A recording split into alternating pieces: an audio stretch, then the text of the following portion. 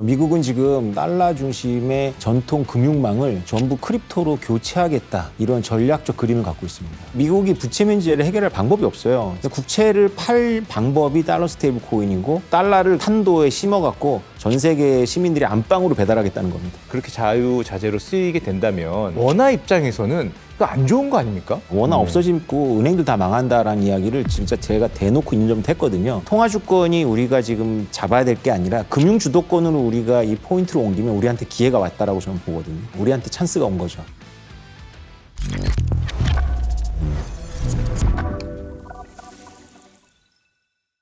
우리가 몰랐던 투자의 기회를 발견하는 시간. 안녕하세요. 오늘의 진행을 맡은 슈카입니다. 자, AI 열풍 속에서 우리의 곁에서 잠깐 기억에서 사라졌던 것 같은 자산이 있습니다. 바로 디지털 자산이죠. 그동안 살까 말까 정도로 바라봤던 디지털 자산이 이제는 국가 전략, 달러 패권, AI 금융 같은 새로운 흐름 속에서 다시 이야기되고 있습니다. 우리는 또 어떤 기준으로 시장을 봐야 할까요? 자, 오늘은 비트코인 화폐 철학가에서 학생들을 가르치고 계시는 오태민 교수님과 함께 이야기 나눠보겠습니다.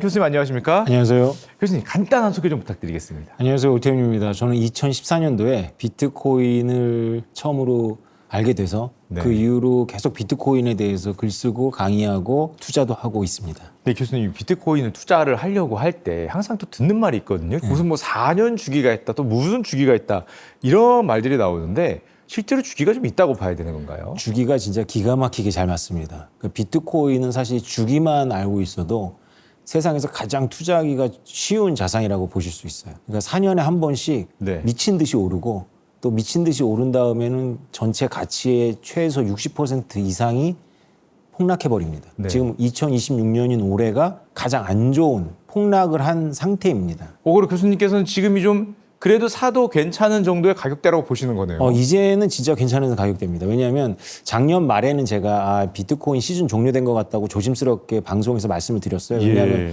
작년 말에 비트코인이 막 1억 5천, 1억 6천 하고 있었는데 굉장히 분위기가 안 좋았습니다. 그래서 8천만 원 가까이 떨어졌다가 지금 회복해서 1억 1천만 원 정도 되거든요. 근데 지금 떨어져도 1억에서 왔다 갔다 할 거라고 보여지고요. 달러 기준으로는 6만이 바닥이지 않을까 예상을 하고 있기 때문에 지금부터 장기 계획을 세우셔가지고 1, 2년 동안 천천히 매집을 하는 것은 괜찮을 것 같다고 생각하고 있습니다. 알겠습니다. 최근에 이란과의 전쟁이 있지 않습니까? 이 지정학적 갈등이 커지니까 비트코인 같은 디지털 자산이 굉장히 좀 주목을 받고 있다, 이런 얘기가 나오고 있거든요. 자, 교수님은 지금 이 상황에서 이 비트코인이 이 글로벌 금융 질서 안에서 어떻게 자리매김하고 있다고 보십니까? 세계 최대 강대국이라고 할 수 있는 미국이 이것을 전략 자산으로 삼아서 무너져 내리고 있는 달러 시스템을 좀 보완해야 되겠다, 이런 전략적 계획을 세우고 있는, 지정학적인 시대에 참 핵심을 이루고 있는 이런 아젠다가 돼버렸습니다. 그럼 미국이 요즘에 안 그래도 이 비트코인, 특히 디지털 자산에 대한 이야기를 점점점 많이 하고 있다는 느낌이 드는데 이런 것도 어떻게 보면은 핵심적인 자산으로 넘어가는 그런 구조적 변화로 봐야 될까요? 그렇죠. 미국은 지금 1945년도 이후로 만들었던 달러 중심의 그 전통 금융망을 전부 크립토로 교체하겠다, 이런 전략적 그림을 갖고 있습니다. 알겠습니다. 내용이 굉장히 어려운 것 같은데 이 질문을 통해서 조금 더 쉽게 풀어보도록 하겠습니다. 교수님, 요즘 또 비트코인이 주목을 많이 받는 이유가 트럼프 대통령이 미국을 최대 비트코인의 국가로 만들겠다, 이런 얘기를 많이 하거든요. 그냥 트럼프 대통령의 인기를 위한 그냥 친크립토 정책이냐, 아니면 진짜 미국이 디지털 패권 경쟁에 뭔가 전략적으로 참여하려는 거냐, 요 사이에서 어떤 건지 잘 모르겠거든요. 그러니까 미국의 유권자들 중에 1,800만 명 정도가 비트코인과 이 크립토 투자자들이에요. 그래서 1,800만 명의 표가 그 박빙이었을 때는 굉장히 중요하잖아요. 그래서 선거 공학적으로 이용했다라는 그런 가설이 있습니다. 저같이 이제 공부하는 사람들은 미국의 구조를 봤을 때 트럼프 대통령이 그냥 한 말이 아니고 피터 틸 같은 띵크탱크나 브레인들이 트럼프 입에다가 넣어준 말이다. 그래서 비트코인은 미국이 되게 진지하다. 다만 트럼프 대통령이 당선되기 전에는 비트코인을 많이 강조했고요. 당선되고 나서부터는 비트코인 얘기는 줄이고 달러 스테이블 코인으로 옮겨갔습니다. 오히려? 그 이유는 왜 그러냐면 비트코인에 대한 미국의 전략적 이해는 굉장히 장기적이에요. 그런데 달러 스테이블 코인은 굉장히 단기적인 효과가 있거든요. 그러니까 트럼프 대통령이 살아있지 않을 때 효과를 보는 거기 때문에 이분이 비즈니스맨이다 보니까 별 관심이 없어요. 아. 네. 그런데 달러 스테이블 코인은 바로 효과가 날 거라고 보는 거죠. 얼마 전에 이 미국 이란 전쟁 이후에 이런 뉴스가 나왔어요. 이란에서 테더 같은 달러 스테이블 코인 거래가 급증했다. 네. 그럼 이런 상황에서 미국이 이 스테이블 코인 확대하는 게 맞냐? 네. 본인들의 달러를 우회하자는 거잖아요. 네. 왜 오히려 규제해야 되는 거 아니냐? 네. 이런 의견이 있는데 이거 어떻게 봐야 될까요? 이게 굉장히 깊은 이야기입니다. 이란에 대한 폭격을 전후해서 이란에서 비트코인과 암호화폐와 달러 스테이블 코인이 엄청나게 많이 움직였습니다. 네. 네, 그건 사실인데요. 미국의 재무장관이 그거 움직여봐 소용없다라고 말을 했는데 그게 뼈가 있는 말이었습니다. 그 달러 스테이블 코인 같은 경우에는 발행사들이 있거든요. 그래서 미국의 해외 자산 동결 그 관련하는 부처에서 요청을 해서 OFAC라고 하는데 요청을 해서 테더사가 이란의 달러 스테이블 코인을 동결했습니다. 아, 동결이 됩니까? 네, 동결이 됩니다. 그래서 비트코인 같은 경우에는 동결이 좀 까다로운데요. 네. 달러 스테이블 코인 같은 경우에는 전부 동결이 된다고 보시면 됩니다. 미국이 만약에 비트코인을 제도화하지 않으면 비트코인은 지금 슈카님께서 말씀하신 대로 미국의 달러망을 우회하는 대로 쓰입니다. 네. 실제로 2022년도에 러시아가 우크라이나를 침공했을 때 미국에서 러시아의 해외 자산을 동결해 버렸거든요. 그래서 러시아의 대응이 비트코인으로 우회하는 거였습니다. 실제로 비트코인으로 우회를 하면 그거를 모두 다 찾아내는 거는 쉽지 않습니다. 네. 그러나 달러 스테이블 코인은 발행사들이 있기 때문에 발행사한테 동결을 요청하면 동결을 해주거든요. 그래서 미국이 크립토와 달러 스테이블 코인 같은 게 미국의 그동안 만들어 놓은 금융망을 우회하니까 일반적인 생각에서는 미국이 싫어할 것 같은데 네. 꼭 그렇지만도 않습니다. 미국의 큰 위협 이로 보지 않을까요? 그러니까 이란 같은 경우가 좀 황당해 버린 거죠. 왜냐하면 네. 스위프트망을 어차피 못 쓰게 동결을 해놨는데 달러 스테이블 코인이나 비트코인을 우회했는데 그걸 또 찾아가지고 동결을 해버리니까 네. 상당히 이제 어려운 거죠. 이란은 비트코인을 조금 더 좀 활용하는 방법을 좀 찾으려고 노력하지 않을까요? 그렇죠. 이란만이 아니라 중국, 네. 브라질 이렇게 미국의 금융 시스템에 대해서 왜 우리가 달러를 써야 돼? 우리가 왜 달러망을 써야 돼? 언제든지 쟤네들이 동결할 수 있잖아. 이렇게 네. 생각하는 그런 국가들이 오랫동안 연구해 왔는데요. 막상 비트코인으로는 잘 안 갑니다. 왜 그러냐면 그 나라 정부도 자국민이 통제가 안 되는 거예요. 그러니까 자국민들이 자본을 해외로 유출하는데 비트코인을 써버리니까 미국이 중국이나 러시아가 비트코인을 쓰는 것을 동결하기가 어렵듯이 러시아나 중국도 자국민들이 비트코인으로 자본을 유출하는 것을 동결하기가 어렵습니다. 그럼 각국 정부들이 비트코인을 좀 멀리하면은 네. 비트코인 가치는 좀 내려가는 거 아닙니까? 그렇죠. 지금 15년 동안 각국 정부, 우리나라 정부를 포함해서 모든 거의 대부분의 정부들이 비트코인에 대한 정책이 그런 지연 정책이었습니다. 네. 왜냐하면 비트코인 하면 벌써 딱 탈세라든가 자금 세탁이 떠오르지 않습니까? 네. 그러니까 정부들이 좋아할 리가 없죠. 네. 그래서 이렇게 멀리해 왔는데 이거를 완전 유턴해 버린 게 미국이죠. 그래서 미국은 이거를 제도화하면서 ETF를 승인해 버렸고요. 미국 금융권들이 비트코인에 투자를 하고 관련 상품을 만들어내는 그런 상태에 와 있거든요. 네. 그래서 비트코인을 마구마구 미국으로 몰려들게 하는 게 미국의 큰 그림입니다. 비트코인을 내가 다 네. 어떻게 보면 움직이겠다 그런 뜻으로 보이네요. 네, 그건 이제 비트코인과 관련한 어떤 기술적 속성 때문에 그렇습니다. 그럼 만약 이게 정말 그렇게 자유자재로 쓰이게 된다면 우리나라에서도 뭐 스테이블 코인으로 결제하지 말라는 법은 없으니까 원화 입장에서는 이거 안 좋은 거 아닙니까? 우리가 유튜브나 넷플릭스 결제를 하는데 그거는 달러입니다. 달러죠. 예. 원화 표시 달러라고 할 수 있죠. 네. 그러니까 우리 눈에는 이제 숫자로 원화로 보이는데 그 기반은 달러로 되거든요. 국경을 넘을 때마다 환전하는 게 굉장히 거래 비용이 많이 들어갑니다. 네. 그래서 그냥 단일한 통화가 움직이면 이런 거래 비용을 아낄 수가 있죠. 네. 그래서 이미 이 달러 스테이블 코인이 아니더라도 다국적 기업들의 플랫폼에서 달러 기반으로 움직이고 있거든요. 네. 근데 물론 이제 그것을 각국이 지금까지는 이제 국경이라는 그 어떤 관문이 있으니까 통제가 가능했어요. 이 돈들이 아무리 다국적 기업들이 운영한다 하더라도 그 돈은 결국은 은행을 통해서 다녀야 되거든요. 네. 근데 슈카님도 잘 아시겠지만 은행은 사실 중공공기관이에요. 은행에 대해서 정부들이 이렇게 꼭 법을 만들어서가 아니라 이렇게 한번 째려보면 은행들이 알아서 외환 거래도 안 하고 이렇게 그쵸. 하는 거거든요. 외환거래법 강하죠. 예. 그렇죠. 이 달러 스테이블 코인은 그런 은행망을 전혀 거치지 않습니다. 대표적인 달러 스테이블 코인이 테더와 서클인데 네. 한국인들이 테더와 서클을 그냥 처음부터 달러가 있으면 모르겠는데 원화로 바꿔야 되니까 네. 업비트 같은 거래소에서 구입을 하거든요. 예. 그러니까 업비트 같은 거래소가 사실은 정부들이 관리를 하면 조금 좀 속도를 늦추거나 제어할 수가 있는 상태인데요. 만약에 덱스라 그래가지고 탈중앙 거래소에서 이거를 구해버리거나 네. 미국에 있는 친척들한테 원화를 보내고 달러를 받아가지고 그걸로 달러 스테이블 코인으로 바꿔버리면 네. 정부가 모릅니다. 정부가 모르면 왠지 탈세나 이런 범죄의 수단으로 사용될 것 같은 생각이 살짝 드네요. 그렇죠. 그래서 현 정부 집권 여당의 국회의원들과 그리고 금융 관료들이 제일 우려하는 게 바로 이 대목입니다. 달러 스테이블 코인을 쓰게 되면 국부가 유출되는 데다가 외환관리법이라든가 여러 가지가 다 문제가 되고 가장 결정적으로는 이제 상속세라든가 증여세 같은 걸 우회할 수 있는 방법이 너무나 많아지는 거죠. 그러면 교수님, 그 마치 달러 스테이블 코인이 내가 달러를 갖고 있는 것과 거의 동일한 효과를 내는데 어떤 은행을 거치지도 않고 이게 만약에 정말 자유롭게 써진다면은 뭐 우리나라에 있던 기존의 금융사들을 그냥 패싱해 버릴 수 있는 거 아닙니까? 중간 다리가 싹 없어지고요. 딱 두 개만 남습니다. 그거는 아까 말씀드렸던 업비트 같은 거래소, 네. 그다음에 스마트폰 회사 이 두 개만 남습니다. 그러니까 달러 스테이블 코인은 그냥 마구 다니는 게 아니고요. 폰에서 폰으로 이동하거든요. 네.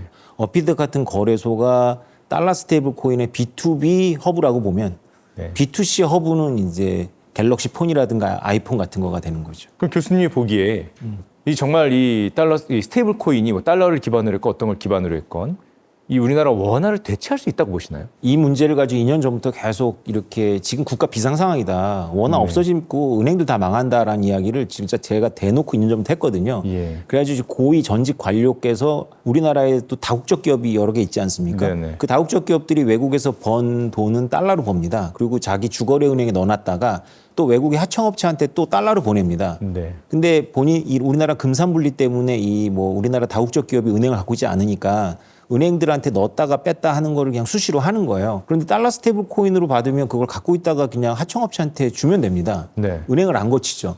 그래서 아끼는 돈이 1년에 1,000억이 넘는답니다. 오. 그 1,000억이 누구 돈이냐면 그냥 은행들이 앉아서 벌던 돈을 수수료. 네, 다국적 기업들 예를 들면 우리가 다 아는 그런 해외 반도체나 자동차를 파는 회사들이 앉아서 그냥 아끼는 거예요. 네. 이걸 우리나라 반도체 회사와 폰 회사와 자동차 회사와 기타 등등의 회사들이 검토했더니 제가 맞다는 결론을 내린 거예요. 네. 예, 그게 다 알고 있어요 지금. 아, 이런 위기 상황이 올 수 있다는 걸 이미 다 알고 있다. 자기들한테 좋은 거죠. 그러면 그러니까. 실제로 사용한 사람들은 좋은데 기존 금융사들은 네. 테더라든지 뭐 이렇게 스테이블 코인 발행하는 회사들이 이거 잘못하면 대체되는 거 아닙니까?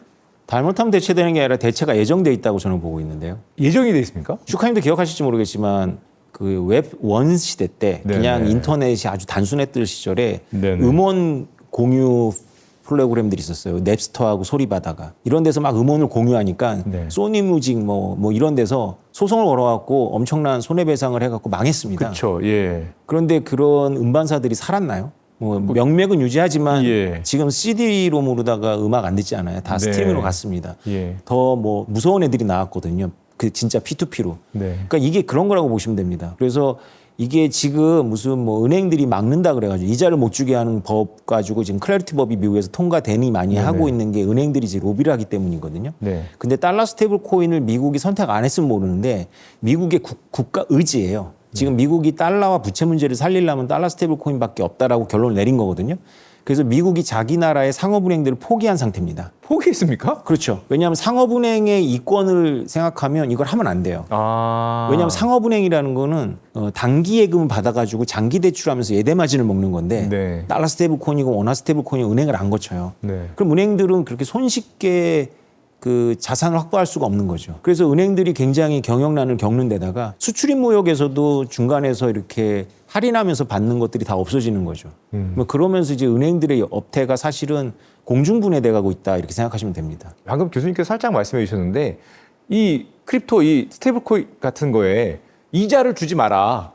법을 만드는 이런 움직임들이 있더라고요. 그냥 차라리 지급 결제 용도로만 써라. 이자를 주지 못하게 만들면 이자를 받으려면 은행으로 올 거 아니냐. 이런 생각이 깔려 있는 법 같은데 좀 어떻게 보십니까? 지금 정부들이 이 크립토를 억제하거나 멀리하는 과정에 엄청나게 큰 산업이 일어났는데요. 탈중앙 금융이라고 부를 수 있습니다. 네. 이 탈중앙 금융은 이렇게 은행이나 기업들이 아니에요. 프로그램들이에요. 그 프로그램들이 이자를 주는 겁니다. 주로 어떻게 쓰이냐면 이제 채굴자들이 비트코인 채굴을 했는데 비트코인 팔고 싶지 않으면 이제 비트코인 담보로다가 돈을 꺼갖고 생활하고 비트코인 오를 때까지 기다리고 그다음에 거래소에서 레버러지 쓰는 사람들이 고리로다가 해갖고 자기 1억 갖고 10억 사고 뭐 이러면서 이제 신용이 창출되거든요. 그런데다가 디파이가 이제 대출해주고 얻는 이자 수익을 고객들한테 돌려주는데 6%가 굉장히 보수적인 이자고요. 네. 10% 이런 게 흔하거든요. 네. 지금 우리가 그 미국 같은 경우에는 1% 미만이고요. 많이 주는데도 2%밖에 예금에 대해서 이자를 안 줍니다. 네.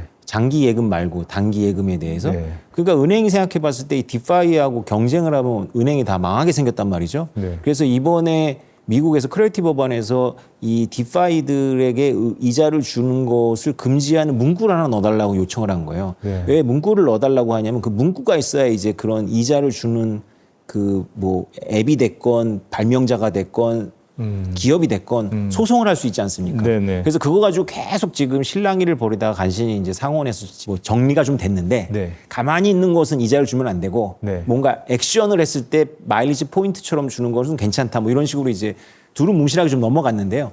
이게 제가 말씀드렸던 것처럼 이 기술이 있기 때문에 이것을 이렇게 법을 만든다고 해가지고 규제될 수 있는 상태가 아닙니다. 그러면은 이걸 이자를 주는 걸 막는다고 해도 지금처럼 이 스테이블 코인으로 넘어가는 걸 막을 수는 없을 거다. 그렇습니다. 그래서 정부 입장에서는 굉장히 난처한 상태에 몰리게 되어 있어요. 미국에서 지난 몇 년 동안 프로그램을 규제도 해보고 소송도 해봤거든요. 근데 프로그램을 소송한다는 게 되게 웃기잖아요. 네. 그래서 프로그램을 만든 그 발명자가 나를 기소해도 프로그램은 돌아간다. 뭐 이런 말까지 했어요. 갈릴레오의 얘기를 이제 빗댄 건데요. 진짜 비슷하네요. 네. 그래서 이자를 주는 게 만약에 기업이 아니라 프로그램이라면 뭐 그거 고소해봐야 고소할 대상이 없는 거죠. 네. 근데 이게 농담이 아니라 우리나라에서는 이제 이 지방선거가 끝나면 제가 이제 들은 정보에 의하면 이 크립토에 대해서 대대적인 이제 규제적인 법안을 만들 거예요. 네. 지금 이제 지방선거 때문에 안 하고 있는데 그런데 그건 대부분 이제 회사가 있는 중앙화된 거래소에 집중되어 있거든요.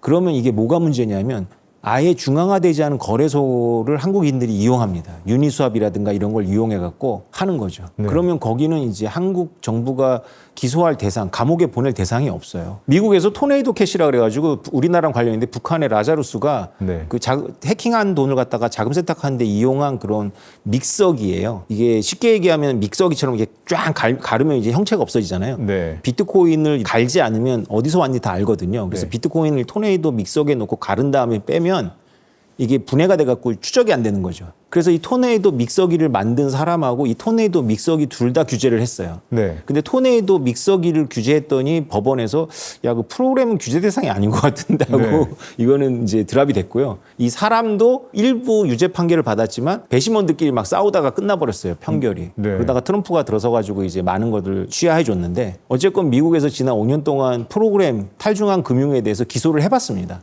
효과가 좀 없었다. 그렇죠. 알겠습니다. 야, 전 세상이 빠르게 바뀌는구나. 따라가기 어렵다라는 생각이 또 절로 드는데요. 자, 그러면 스테이블 코인 얘기는 요쯤 하고 요즘에 또 떠오르는 이 단어가 자산의 토큰화. 네. 이 얘기가 또 굉장히 많이 떠오르고 있더라고요. 그리고 최근에 보면은 뭐 블랙록이나 JP모건 이런 금융회사들도 앞다투어서 자산의 토큰화 얘기를 하고 있고 최근에 이런 뭐 퍼블릭 블록체인 아니면 토큰화 이런 거에 주목이 가는 이유는 뭡니까? 그것도 미국 때문에 그렇습니다. 미국의 금융 엘리트들은 이런 생각을 하는 것 같아요. 미국의 GDP는 전 세계 25%밖에 안 되는데요. 네. 뭐 통계마다 다르지만 미국에 상장되는 회사들의 시가총액은 전 세계 기업들의 시가총액이 50에서 60%거든요. 네. 그러니까 GDP에 비해서 되게 크잖아요. 네네네. 그 이유가 뭘까 이렇게 생각을 해보면 외국인들이 많이 투자하고 있다는 거죠. 네. 그러니까 미국은 덩치가 있는 국가들 중에서는 자본이 입출입이 굉장히 자유로운 나라입니다. 물론 뭐 싱가포르라든가 뭐 이런 여개 국가들을 생각하면 이제 좀 다르지만 그 인구가 1억 이상 되고 막 이런 데서는 미국처럼 자본을 넣었다가 쉽게 빼는 나라가 없는 거죠. 네. 이 우리나라 생각해 보시면 아세요. 우리나라에서 외국에 이제 투자해서 뭐 몇만 달러 보내면 결제 한참 있다 납니다. 심지어는 한국은행까지도 이제 서류를 보내야 돼요. 네네. 굉장히 어렵게 만들어 놨는데 네. 미국은 그게 쉬운 거죠. 그래서 이렇게 자본이 들어오기도 쉽고 나가기도 쉽게 만들면은 미국으로 돈이 모인다라고 본 거예요. 네. 그래서 미국은 지금 금융이 이걸 온체인이라고도 하고 디파이라고도 하는데요. 이렇게 토큰화하는 쪽에 굉장히 관심이 많습니다. 그러니까 약간 크라우드 펀드 비슷한 건데 네. 그게 훨씬 더 이렇게 블록체인상에서 투명한 어떤 신뢰망을 근거로 해갖고 이루어진다라고 보시면요. 이게 미국 입장에서는 남는 장사거든요. 그래서 전 세계를 대상으로 토큰화라는 레일을 깔아버리면 전 세계 유휴자본이 미국으로 들어온다. 라는 계산을 하는 건데요. 이 10년 전에는 이 크립토를 공부하는 우리들 머릿속에서 그냥 공상과학처럼 있었던 건데 이거를 그냥 미국이 전략적으로 밀고 있어요, 지금. 그럼 미국은 자기네 국채가 됐건 뭐 부동산이 됐건 뭐 심지어 사람이 됐건 전 세계 수요를 그 미국으로 빨아들이기 위한 목적이 있어 보이거든요. 그렇죠. 트럼프 2기 출범할 때 미란 보고서를 보면 이제 트럼프 거시 정책이 1고 3저거든요. 고관세, 약달러, 저금리, 저유가. 네. 근데 지금 사고예요, 사고. 사고 났습니까? 아니요, 그 네 개가 다 높아요 지금. 예. 달러 높고 제대로 된게 없네요. 이자율 높고 유가 높잖아요, 그죠? 네. 어쨌건 이제 이자율을 잡으려면 미국의 부채 문제를 해결해야 됩니다. 근데 미국이 부채 문제를 해결할 방법이 없어요. 지금 벌써 39조 달러인데 더 늘어나죠. 네. 더 늘어나는데 문제는 그 부채 자체가 아니라 부채라고 하는 미국의 국채가 안 팔리는 거거든요. 네. 국채가 안 팔리면 이자율 올라갑니다. 국채를 팔아야 이자를 내릴 수 있거든요. 국채를 팔 방법이 달러 스테이블 코인이고 RWA고 이런 겁니다. 제일 먼저 자산 토큰화되는 종목이 바로 미국 국채입니다.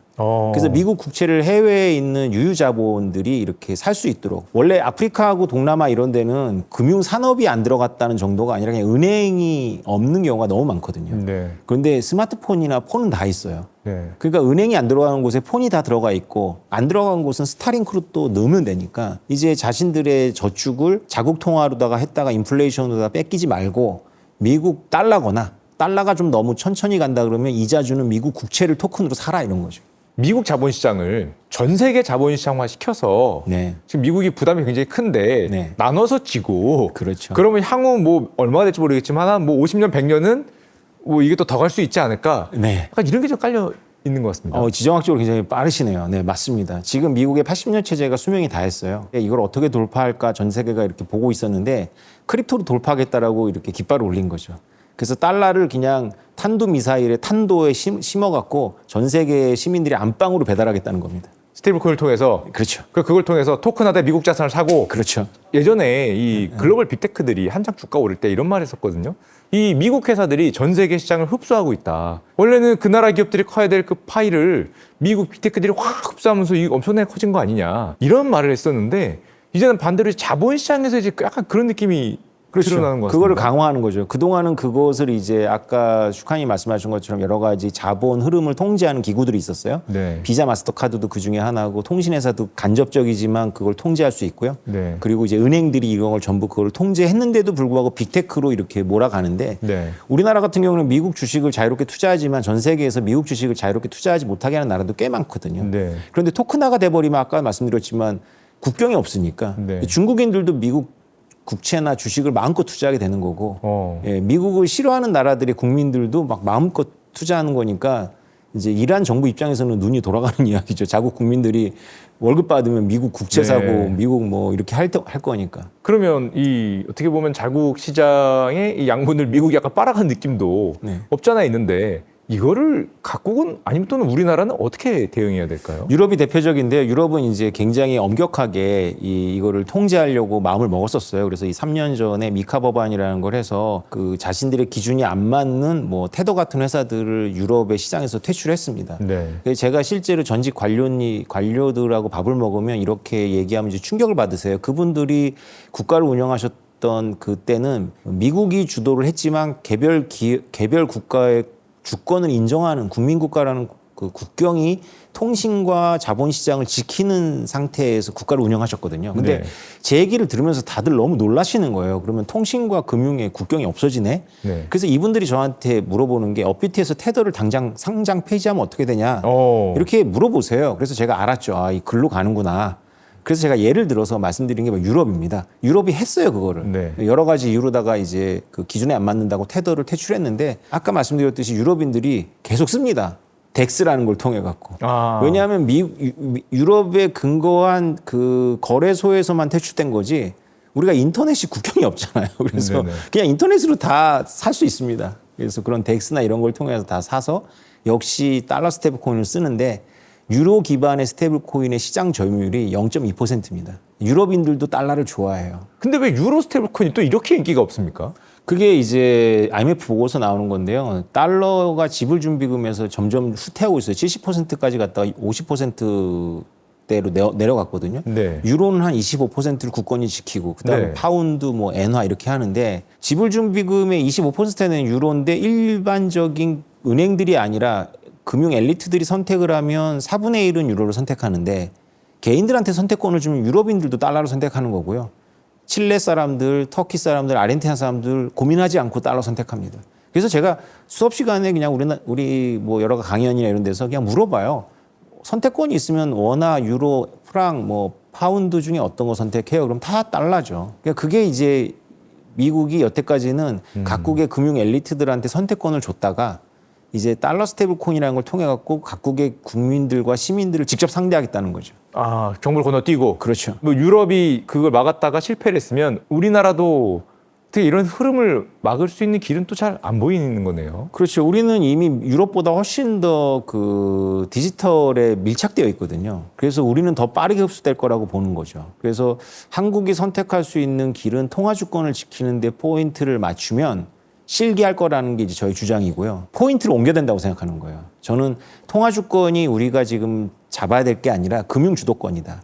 금융 주도권으로 우리가 이 포인트를 옮기면 우리한테 기회가 왔다라고 저는 보거든요. 금융 주도권이라는 표현이 조금 어려운데 조금만 설명해 주십시오. 그렇죠. 금융 주도권 그러면 우리가 옛날에 부러워했던 홍콩, 스위스, 네. 싱가포르가 금융 주도권을 갖고 있었던 데입니다. 전 세계 네네. 그 지역의 돈들이 글로 모이고 거기서 이자율이 결정되거나 뭐 이렇게 영향을 미치는 거죠. 그리고 어떤 스타트업이나 어떤 기업에 투자할지를 선택할 수 있는 선택권도 그들이 갖고 있게 되는 겁니다. 큰 물줄기를 갖고 있으니까 이게 금융 주도권이라고 할 수 있는데요. 우리한테 찬스가 온 거죠. 달러 스테이블 코인이나 토큰화된 자산은 은행망을 거치지 않고 폰을 거칩니다. 네. 그래서 이거를 P2P라고 하는데 원어는 피어 투 피어예요. 그러나 이거를 폰 투 폰으로 번역해도 크게 다르지 않습니다. 네. 폰에서 폰으로 가거든요. 네. 폰이 곧 은행이자 보험회사이자 환전소가 되는 건데요. 한국은 삼성전자가 개별 기업으로는 세계에서 폰을 제일 많이 팔고요.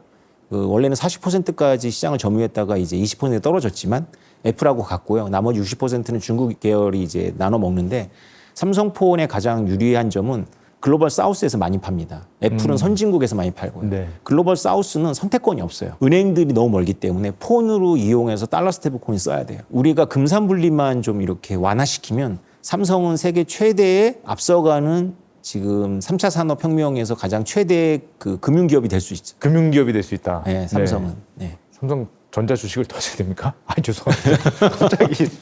아예 그거를 풀어서 글로벌 사우스에 우리가 폰을 많이 파니까 그렇죠. 네. 그쪽을 열면은 지금 금융 주도권을 지금은 지정학적으로 뭐 홍콩이나 뭐 싱가포르 갖고 가는데 폰정학적으로 우리가 가져갈 수도 있지 않냐? 그렇게 보시는 거네요. 그래서 이거를 제가 2년 전부터 외쳤을 때는 그때는 기회가 있었다고 보고 이제 외쳤던 거고 삼성의 고 임원들을 만나서 이 설득을 했었어요. 그런데 이거는 선택의 여지가 없어요. 왜냐하면 최근에 일론 머스크가 그 6% 이자로다가 엑스머니로다가 지금 그 사람들을 뒤흔들고 얼마 있거든요. 전에 출시했더라고요. 그렇죠. 네. 앨런 머스크가 제가 지금 슈카님한테 드린 말을 다 알고 있어요. 일론 머스크의 첫 번째 비즈니스가 페이팔입니다. 네. 일론 머스크도 그 결제 시스템으로 사업을 시작했거든요. 그리고 비트코인도 이해하고 있고, 그리고 전 세계 단 한 명의 남자입니다. 금융을 안방까지 배달하는 데 있어서 통신망과 단말기와 그리고 소프트웨어를 전부 제공할 수 있는 유일한 사람이에요. 지금 단말기 하나가 없는데, 단말기는 제가 일론 머스크의 생각을 다 알지 못하지만 아마 삼성전자처럼 네. 기계를 만들어서 부가가치를 받아서 팔 생각을 안 할 가능성이 있어요. 그 스타링크와 연결된 테슬라 폰을 그냥 아마 줄 겁니다. 무료로. 그렇죠. 옛날 우리 단통법 이전에 뭐 그렇죠. 뿌렸듯이. 네. 예. 그리고 뿌리고 이걸로 금융해 이렇게 뿌리는 거죠. 그러니까 엑스머니가 6% 10%씩 예금 이자를 주겠다는 발상을 하는 거죠. 일론 머스크 머릿속에는 이 모든 게 금융으로 통합된다는 아이디어가 있어요, 지금. 저 같은 경우는 일단 이게 진짜 현실인가? 약간 이런 생각이 들기도 하고 이게 진짜 앞으로 일어날 미래인가? 이거 의구심도 약간 들고 있거든요. 어떤 분들은 또 개인 입장에서 투자를 하실 거란 말이에요. 자, 투자자 입장에서는 어떤 것이 기회고 또 조심해야 될 건 좀 뭐가 있고 이것도 좀 간단하게 좀 설명 부탁드리겠습니다. 네, 투자는 되게 심플합니다. 우리 크립토는 굉장히 성장하는 인더스트리이기 때문에 네. 지금 국장이나 여러 가지 다른 자산에 비해서 좀 헤매고 있는데요. 이것은 특별한 게 아니라 원래 우리 인더스트리가 4년마다 한 번씩 좀 굉장히 추운 겨울을 맞이하고 있고 지금이 굉장히 추운 겨울인데 과거에 비해서는 너무 온화한 겨울이다 싶을 정도로 좀 따뜻합니다. 지금부터 비트코인하고 이더리움에 주목해서 모아 가신다면 거의 실패가 없는, 국장으로 따지면 AI가 떴으니까 이미 성견 지명에 있는 분들은 AI가 떴으니까 반도체 당연히 따라온다. 그래서 삼성전자 홀더들이 조롱받고 있을 때 삼성전자 하이닉스 주목하셨거든요. 네. 그 논리를 따라왔잖아요. 예. 마찬가지로 비트코인과 이더리움은 삼성과 하이닉스다. 삼성전자 하이닉스와 같다. 그렇죠. 논리를 따라가게 됐다. 삼성전자 5만 원일 때 하이닉스 20만 원일 때와 같다. 그렇죠. 아, 그렇게 네. 보시는 겁니까? 네, 그렇습니다. 아, 예, 정말 제가 뵌 분 중에 가장 강세를 예견하시는 분이 한 분이신 것 같아요. 근데 교수님의 논리를 쭉 듣다 보니까 가격을 떠나서 그 앞에 있는 그 논리가 확실히 미국이 본인들의 수요 문제를 전 세계로 흐트러 뿌리는 그런 방법으로 좀 사용을 하는 게 아닌가라는 생각이 교수님 설명하니까 쫙 오거든요. 그렇습니다. 네. 그래서 미국이 그렇게 바란다면 실제로 방향이 그렇게 가는 건가? 네. 오늘 굉장히 좀 설득이 많이 된 그런 시간이지 않았나 생각을 합니다. 네. 디지털 자산이 정답인지 아닌지는 아직 아무도 모릅니다.